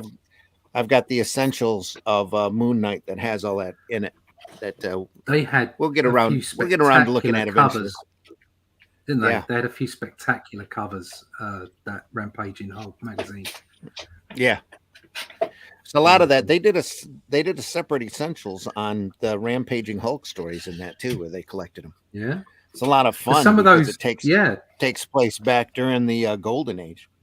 Some of the art styles as well. They did sort of charcoals and all kinds of different things in there. It was great. They passed it around to quite a few different artists too, but the Yeah. reproduction on those essentials gets a little hinky depending, especially on the magazine stuff. There was one cover where Hulk strange. looked like he was chained up or something, had his arms spread, and I just remember that cover. Just like I had the Blue magazine. Earl Yeah, Norham I was covers. thrown Yeah, in. Yeah, that's yeah, what it's Gerald just says. Yeah, I wonderful remember it stuff. well. Yep. You need to just talk about Halo Jones again. If you put me on screen, Randy, I can't find the book, but I've got my article from Crikey, and you'll see look at the artwork there. Look, Mm-hmm. this is. Oh yeah, it's a bit tighter. Oh yeah. Yeah. Yep. It's the best. It's if you go to if you get it, you'll see that I think it's probably the best artwork he did. Okay. Cool.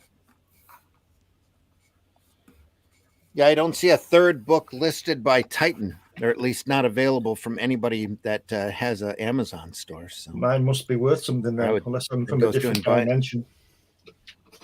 I think you are, Glenn. Well, that's probably true. Doesn't mean I'm wrong though. yeah. No, While we have you there, Glenn, tell folks where they can find you. You can find me on all these social media things and on this channel on Friday mornings and Sunday afternoons, usually. You can go to New Haven Publishing and find my book about my visits to see Jack Kirby in 1988 and 91. You can also see me on Amazon with my magazine Comics Unlimited, which number 14 was supposed to be out this week, but they've changed the rules over there. But anyway, that'll be out in the next couple of days. Issue 14. Great.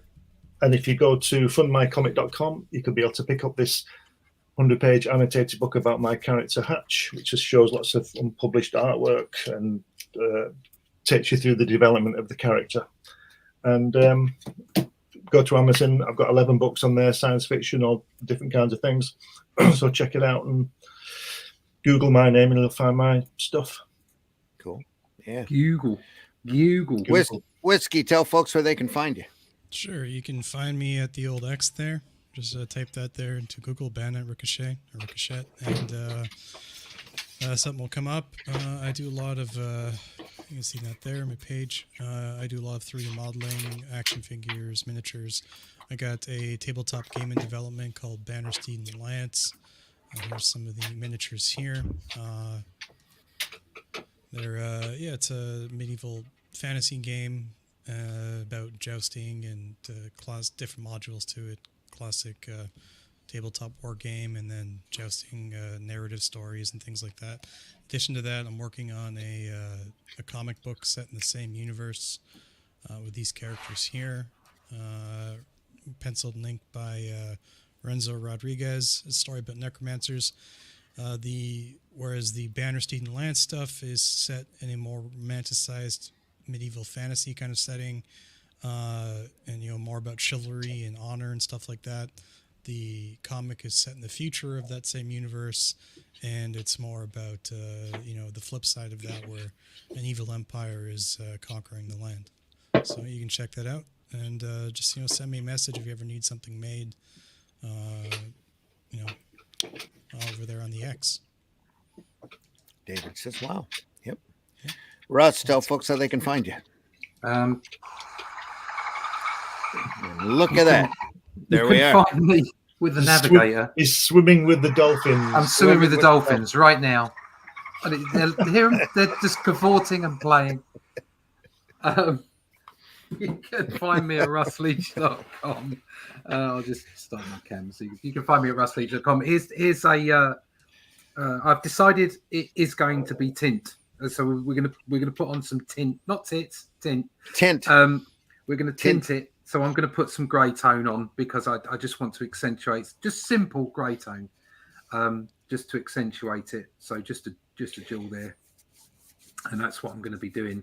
So that was a test on what I was going to produce as a cover, but that's just going to be an inlay now because we're going to have a painted cover. Looks awesome. So you can see kind of look where I'm starting off there. Oh, look at that! Yeah, and how that's working out. Yep. That's what's coming in the new year. You want to find out more about that. Also, my books, Only Death Can Save Us. Go to russleach.com and sign up for the email list there. But you can also get all the other connections to me, like X and Facebook, and just come over and look me up. I've got a piece of art here that Graham, you might like. Go. There's one of the pieces. So this is all original art. Yeah, look at that. Yeah, there's the panel that Glenn likes where he's getting it stuck in his gut. Yeah. He means it, doesn't he? He's he not definitely messing about, means is it. he? He's up for it. It's a big fight. So there you go. That's going to make it rough for him swallowing lunch from now on. Yeah. Phenomenal work. So I'm just, I think I'm about 5 or 6 pages off from finishing those inks. And then it'll take me a couple of weeks just to go through and put Tone on it up. the grey tints, tone it up. Yep. And then it's ready for press. I can Lettering. I'll be giving you Lettering. just the black and whites before I start tinting. I'll be handing them over to you because obviously we can play with a layer that's got the text on it afterwards. Right. You'll be getting those I suppose just after Christmas. Do you want to see the almost finished logo I'm proposing for you? Yeah. Let's have a look. It'll pick it up. Probably go all blue again. Look at that. Oh, look at that. There we are. Nice. Yeah. That's lovely. That's awesome. All hand drawn and painted, designed and everything by Nice. But I don't know if it'll pick it up. You can see the detail on it there. Yeah, it's lovely. Yeah. It looks really good. You folks were Nice talking work, about guys, on your work. stretching out the stuff before, like the canvases and stuff. How does that process work for to like stretch it out and make it so the reason I do that is for the color. If you put the color, I'm working on cartridge paper there. I usually work on artboard, which is treated to take the, it doesn't bend and stuff. But when you do it on cartridge paper, if you use color, it will buckle. If you put even if you put a lot of black ink on it, it'll buckle. So what you do is my wife does it because she's brilliant. What she does is she just holds it under a tap and puts it on a piece of board and puts the tape on it. So it stretches the paper so that when you put your color on, it doesn't bubble. And then when I take it off this, it'll be flat. The artwork will always remain flat. That's the way I work.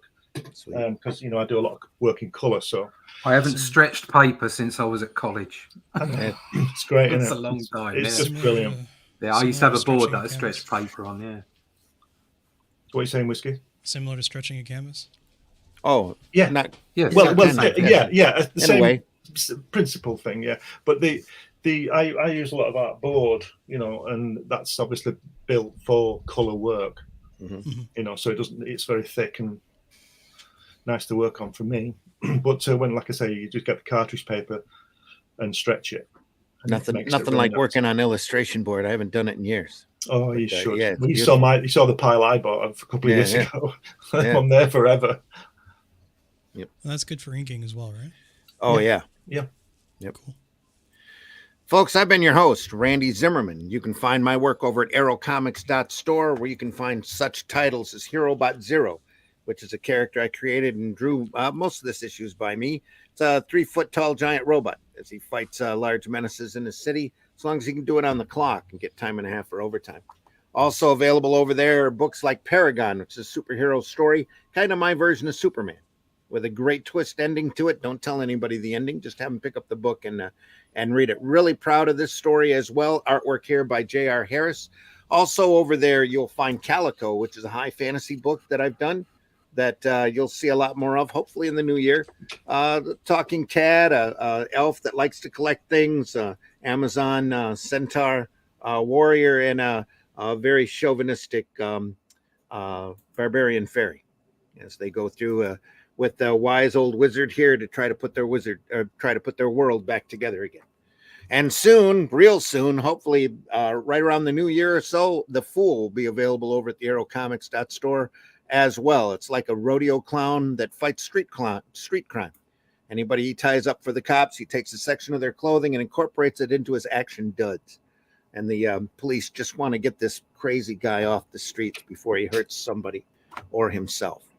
So go over there and enjoy that as well. There's a lot more coming from Aero Comics here in the new year. We've got a lot of plans, making a lot of plans. It's going to be a really big year for us, including Shadow Kingdom.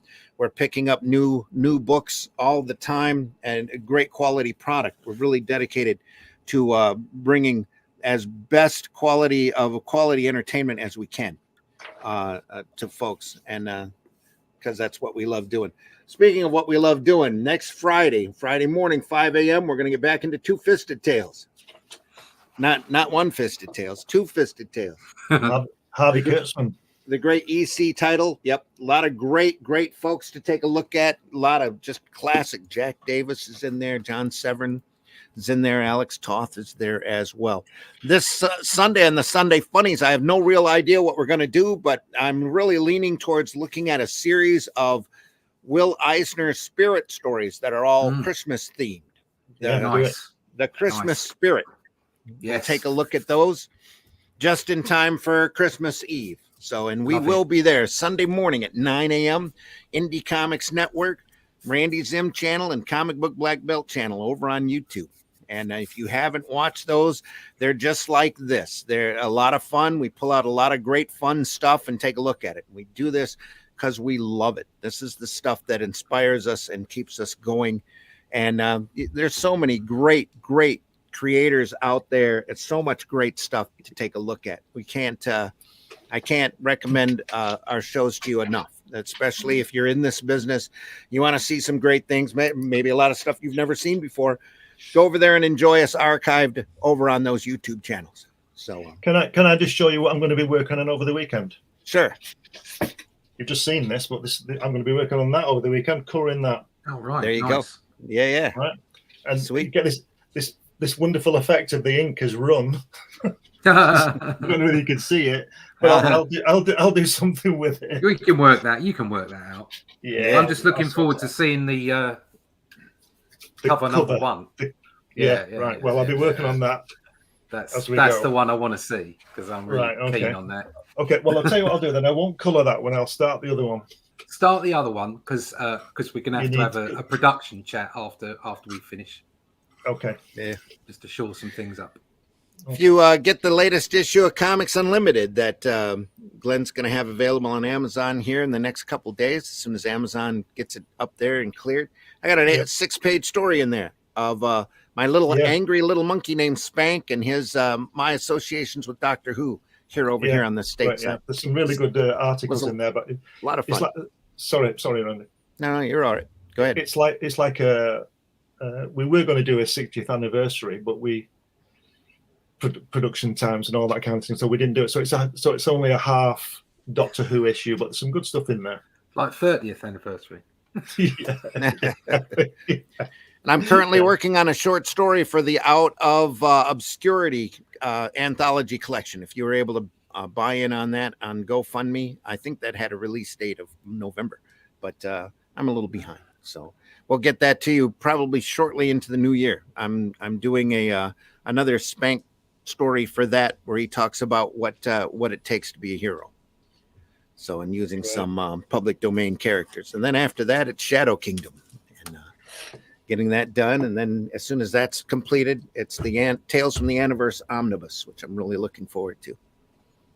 There will be some new material for that as well. If you remember that title, Tales from the Aniverse from Arrow Comics, way back in '85. Next year is going to be really good. There's some really good stuff coming out. It's going to be some great stuff available out there. Yep. Folks, we want you to leave this industry in better shape than what you found it. You know, you get a chance to go out and visit your local retailer. Remember that comics make a great gift for the holiday season, especially last minute. If you forgot somebody, go out there and buy them that omnibus or that essentials or collection, that graphic novel of a story that you enjoyed and loved, even if you haven't read it in years. Get it and give it as a gift. So I love doing that, especially to folks that I know that don't read comics that often. So much great material out there, folks. We hope that don't let the modern corporate comics discourage you if they're not up to your quality standards. There's so much stuff out there in the independent and alternative market. Go visit fundmycomic.com and take a look at some of them campaigns. There's some unbelievably great products out there just waiting for you to buy into. Some great comics out there waiting to be read. And we'll have more comics here in the new year. Lots of stuff to show you, lots of things to talk about. So we're glad you're here. If you enjoyed this program, tell your friends. Make sure you hit that like button and subscribe to our channels. And we'll see you all again soon. We'll be back Sunday morning at 9 a.m. for the Christmas Eve episode. And then back here on Friday for more Two-Fisted Tales. So, yeah. Folks, take care. Have a great weekend. We'll see you. Merry Christmas. See you soon. Christmas. Yes. Have a Merry Christmas and Happy Holidays.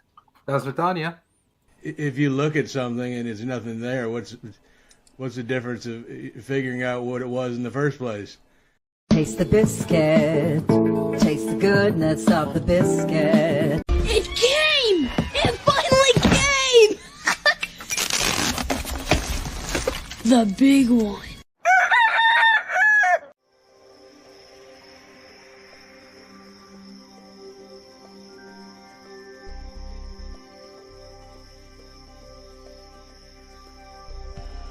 What was that? This is not a charade. We need total concentration. Total concentration. Now, once again, this time, with theory. Let's talk about buttered sausage. Talk about buttered sausage. Joke's on you, bitch. I love this shit.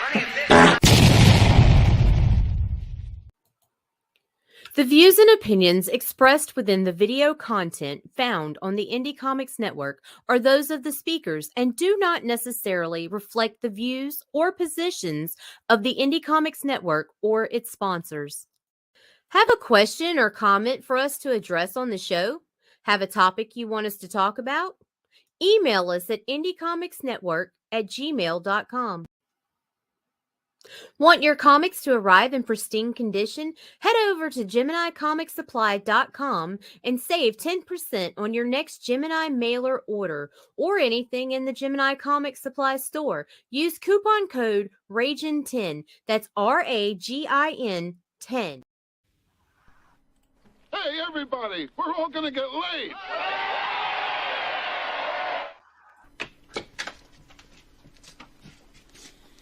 Bye, Jack.